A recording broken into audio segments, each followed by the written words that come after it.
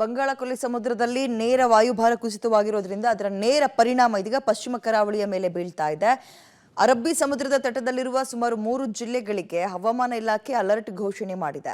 ರಾಜ್ಯದ ಗಡಿ ದಾಟಿ ಹೋಗಿರುವ ಬೋಟ್ಗಳು ವಾಪಸ್ ಆಗಬೇಕು, ಇಲ್ಲಾಂದ್ರೆ ಇರುವ ಸಮುದ್ರ ತೀರವನ್ನೇ ಸೇರ್ಕೋಬೇಕು ಅಂತ, ಅಂದ್ರೆ ಎಲ್ಲಿದ್ದೀರಾ ಅಲ್ಲೇ ಇರಿ ಸದ್ಯಕ್ಕೆ ಅಂತ ಖಡಕ್ ಸೂಚನೆ ಕೊಟ್ಟಿದ್ದಾರೆ. ಕೆಲ ಬೋಟ್ಗಳು ಮಲ್ಪೆ ಬಂದರಿಗೆ ವಾಪಸ್ ಆಗ್ತಾ ಇದೆ. ಜಿಲ್ಲೆಯಲ್ಲಿ ಆರೆಂಜ್ ಅಲರ್ಟ್ ಘೋಷಣೆ ಮಾಡಲಾಗಿದ್ದು ಮುನ್ನೆಚ್ಚರಿಕೆಯನ್ನು ವಹಿಸಿ ಅಂತ ಸೂಚನೆ ಕೂಡ ಕೊಡಲಾಗಿದೆ. ಇದರ ಬಗ್ಗೆ ನಮ್ಮ ಪ್ರತಿನಿಧಿ ದೀಪಕ್ ಜೀನ್ ಒಂದು ವಾಕ್ತರು ಕೊಟ್ಟಿದ್ದಾರೆ, ನೋಡೋಣ.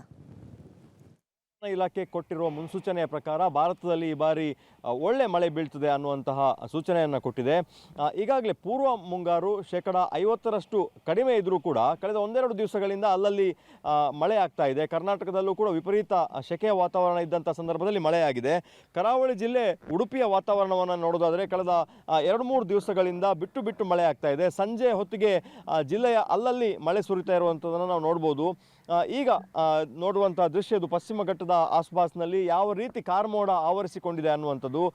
ಈ ಭಾಗದಲ್ಲಿ ಪೂರ್ವ ಭಾಗದಲ್ಲಿ ನಮಗೆ ಸಿಗುವಂಥದ್ದು ಪಶ್ಚಿಮ ಘಟ್ಟ. ಈ ಭಾಗದಲ್ಲಿ ಬರುವಂತಹ ಹೆಬ್ರಿ ಮತ್ತು ಕಾರ್ಕಳ ತಾಲೂಕಿನಲ್ಲಿ ಅತಿ ಹೆಚ್ಚು ಮಳೆ ಬೀಳುವಂಥದ್ದು. ಅಲ್ಲಿಂದಲೇ ನದಿಗಳು ಹುಟ್ಟಿ ಮುಂದೆ ಅದು ಉಡುಪಿಗೆ, ಕುಂದಾಪುರಕ್ಕೆ ನದಿಗಳು ಹರಿದು ನಂತರ ಸಮುದ್ರಕ್ಕೆ ನೀರು ತಲುಪುವಂಥದ್ದು. ಹಾಗಾಗಿ ಹವಾಮಾನ ಇಲಾಖೆಯ ಒಂದು ಮುನ್ಸೂಚನೆ ಇದೆ. ಬಂಗಾಳ ಕೊಲ್ಲಿಯಲ್ಲಿ ಈಗಾಗಲೇ ವಾಯುಭಾರ ಕುಸಿತ ಆಗಿರೋದ್ರಿಂದ ಅದರ ಪರಿಣಾಮ ನೇರವಾಗಿ ಅರಬ್ಬಿ ಸಮುದ್ರದ ಮೇಲೆ ಕೂಡ ಬೀಳ್ತದೆ ಅನ್ನೋ ಒಂದು ಮುನ್ನೆಚ್ಚರಿಕೆಯನ್ನು ಈಗಾಗಲೇ ಹವಾಮಾನ ಇಲಾಖೆ ಕೊಟ್ಟಿದೆ. ಈ ಹಿನ್ನೆಲೆಯಲ್ಲಿ ಮೀನುಗಾರರು ಬಹಳಷ್ಟು ಎಚ್ಚರಿಕೆಯನ್ನು ವಹಿಸಬೇಕು ಅನ್ನುವಂಥದ್ದು ನೋಡ್ಬೋದು. ಯಾರ್ಯಾರು ಫಿಶಿಂಗ್ಗೆ ಅಂತೇಳಿ ಸಮುದ್ರಕ್ಕೆ ಇಳಿದಿದ್ದಾರೋ ಅವರೆಲ್ಲರಿಗೂ ಕೂಡ ಉಡುಪಿ ಜಿಲ್ಲಾಡಳಿತ ಮತ್ತು ಹವಾಮಾನ ಇಲಾಖೆ ಒಂದು ಮುನ್ಸೂಚನೆಯನ್ನು ಕೊಟ್ಟಿದೆ. ಯಾರ್ಯಾರು ರಾಜ್ಯದ ಗಡಿಯನ್ನು ದಾಟಿಕೊಂಡು ಹೋಗಿದ್ದಾರೋ, ಅಂದರೆ ಈಗ ಕರ್ನಾಟಕದಿಂದ ಹೊರಟು ಅವರು ಮುಂದೆ ಗೋವಾ, ಮಹಾರಾಷ್ಟ್ರ, ಗುಜರಾತ್ ಬಾರ್ಡ್ರ್, ಮುಂಬೈ ಬಾರ್ಡ್ರ್, ಅಂದರೆ ಇಲ್ಲಿ ಎಲ್ಲ ಹೋಗಿ ಫಿಶಿಂಗನ್ನು ಮಾಡ್ತಾರೆ, ಅವರು ಮುನ್ನೆಚ್ಚರಿಕೆಯನ್ನು ವಹಿಸಬೇಕು ಅನ್ನುವಂಥದ್ದು. ಈ ಸೂಚನೆ ಹಿನ್ನೆಲೆಯಲ್ಲಿ ಡೀಪ್ ಸಿ ಫಿಶಿಂಗ್ಗೆ ಹೋದವರು ವಾಪಸ್ ಬರ್ತಾ ಇದ್ದಾರೆ. ನಾವು ನೋಡ್ಬೋದು ದೃಶ್ಯಗಳಲ್ಲಿ ಸಾಲು ಬೋಟ್ಗಳು ಮಲ್ಪೆ ಸರ್ವಋತು ಮೀನುಗಾರಿಕಾ ಬಂದರಿಗೆ ಬರ್ತಾ ಇರುವಂಥದ್ದು. ಒಂದೋ ಅವರು ಆಲ್ರೆಡಿ ಹೊರಟಿದ್ರೆ ಅವರು ತಮ್ಮ ಬಂದರನ್ನು ಸೇರಿಕೊಳ್ಬೇಕು, ಅಥವಾ ವಿಪರೀತವಾದ ಗಾಳಿ ಮತ್ತು ಮಳೆಯ ಒತ್ತಡ ಕಂಡು ಬಂದಂಥ ಸಂದರ್ಭದಲ್ಲಿ ತಾವು ಎಲ್ಲಿದ್ದೀರೋ ಅಲ್ಲೇ ಬಂದರುಗಳಲ್ಲಿ ಲಂಗರನ್ನು ಹಾಕಬೇಕು ಅನ್ನುವಂಥದ್ದು ಮತ್ತು ಯಾವುದೇ ಸಮಸ್ಯೆಗಳಿಗೆ ಒಡ್ಕೋಬೇಡಿ ಅನ್ನೋ ಒಂದು ಸೂಚನೆಯನ್ನು ಕೊಟ್ಟಿದ್ದಾರೆ. ಈ ಹಿನ್ನೆಲೆಯಲ್ಲಿ ಸಾಲು ಬೋಟ್ಗಳು ಬಂದು ಇಲ್ಲಿ ಲಂಗರನ್ನು ಹಾಕ್ತಾ ಇದ್ದಾರೆ.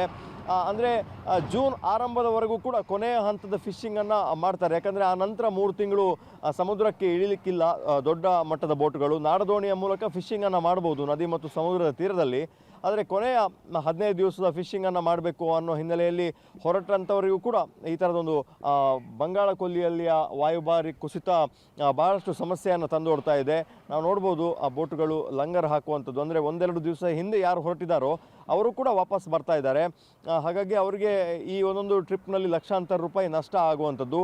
ಅದರ ಜೊತೆಗೆ ಈ ಥರದೊಂದು ಮಳೆಯ ಮುನ್ಸೂಚನೆ ಇರುವಂಥವರು ಯಾರೂ ಕೂಡ ಸಮುದ್ರಕ್ಕೆ ಹೋಗಲಿಲ್ಲ. ಈಗಾಗಲೇ ಸಾವಿರಾರು ಬೋಟುಗಳು ಲಂಗರು ಹಾಕಿ ಇರುವಂಥದ್ದು. ನಾಡದೋಣಿ ಅವರು, ಪರ್ಸಿನ್ ಬೋಟ್ನವರು ಎಲ್ಲರೂ ಕೂಡ ಇಲ್ಲಿ ನಿಂತಿರುವಂಥದ್ದು. ಆಕಾಶ ದೃಶ್ಯವನ್ನು ನೋಡಿದರೆ ಯಾವುದೇ ಹೊತ್ತಿನಲ್ಲಿ ಭಾರೀ ಮಳೆ ಬೀಳುವಂಥ ಸಾಧ್ಯತೆ ಇದೆ. ಇಡೀ ಆಕಾಶದಲ್ಲಿ ಕಾರ್ಮೋಡ ಆವರಿಸಿಕೊಂಡಿರುವಂಥದ್ದು.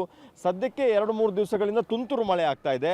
ಆದರೆ ಮುಂದಿನ 2-3 ದಿವಸಗಳ ಕಾಲ ಜಿಲ್ಲೆಯಲ್ಲಿ ಆರೆಂಜ್ ಅಲರ್ಟನ್ನು ಘೋಷಣೆ ಮಾಡಿದ್ದಾರೆ. ಇದು ಪರಿಸ್ಥಿತಿಗೆ ಅನುಗುಣವಾಗಿ ಅಲರ್ಟ್ಗಳು ಚೇಂಜ್ ಆಗ್ತದೆ. ಆರೆಂಜ್ ಇದ್ದದ್ದು ಎಲ್ಲೋ ಅಲರ್ಟ್ ಇದೆ, ನಾಳೆ ಮತ್ತೆ ಆರೆಂಜ್ ಅಲರ್ಟನ್ನು ಹಾಕಿದ್ದಾರೆ. ಈಗ ಹವಾಮಾನ ಇಲಾಖೆ ಕೊಟ್ಟಿರುವ ಸೂಚನೆಯ ಪ್ರಕಾರ 100 ಮಿಲಿಮೀಟರ್ಗಿಂತ ಹೆಚ್ಚು ಮಳೆ ಸುರಿಯಬಹುದು. 40ರಿಂದ 50 ಕಿಲೋಮೀಟರ್ ವೇಗದಲ್ಲಿ ಗಾಳಿ ಬೀಸಬಹುದು ಸಮುದ್ರದಿಂದ. ಹಾಗಾಗಿ ಪ್ರವಾಸಿಗರು, ಮೀನುಗಾರರು ಮತ್ತು ಸಮುದ್ರ ತೀರ ಮತ್ತು ನದಿ ತೀರದಲ್ಲಿ ಯಾರು ಜೀವನವನ್ನು ಮಾಡ್ಕೊಂಡಿದ್ದಾರೆ ಅವರು ಬಹಳಷ್ಟು ಮುನ್ನೆಚ್ಚರಿಕೆಯನ್ನು ವಹಿಸಬೇಕು ಅನ್ನೋ ಒಂದು ಸೂಚನೆಯನ್ನು ಕೂಡ ಕೊಡಲಾಗಿದೆ. ಕ್ಯಾಮರಾ ಪರ್ಸನ್ ಚೇತನ್ ಜೊತೆ ದೀಪಕ್ ಜೈನ್, ಪಬ್ಲಿಕ್ ಟಿವಿ, ಉಡುಪಿ.